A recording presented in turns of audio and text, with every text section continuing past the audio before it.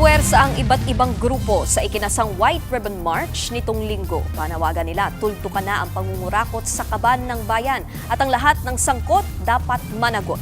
Narito ang express report ni Bea de Guzman. Nagmarcha ang religious at civil society groups mula EDSA Shrine pa People Power Monument sa Quezon City. Sila ang nanguna para sa White Ribbon Movement. Panawagan ng grupo, wakasan ang korupsyon, tuldukan na ang political dynasty, magkaroon ng electoral reforms at iba pang panawagang reforma sa bansa. Mahigpit naman ang seguridad sa paligid ng People Power Monument. Halos 1,000 pulis rin ang nakabantay rito. Ayon naman sa PNP-NCRPO, halos 10,000 pulis ang nakapaligid sa Metro Manila para sa White Ribbon Rally. Bago nga ang marcha, nagkaroon muna ng misa sa EDSA Shrine. Pinangunahan ito ni Kidapawan Bishop Colin Bagaforo.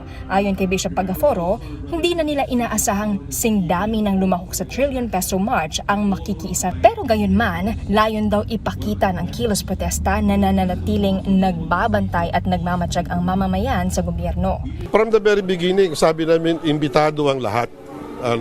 Kaya pinili natin yung white ribbon kasi lahat ng colors, imbitado natin. Yellow, pink, red, green, black, lahat sila imbitado. Lahat ng galit sa kurakot, lahat ng nakikisa sa ating adikain. Let us all unite, as Filipinos.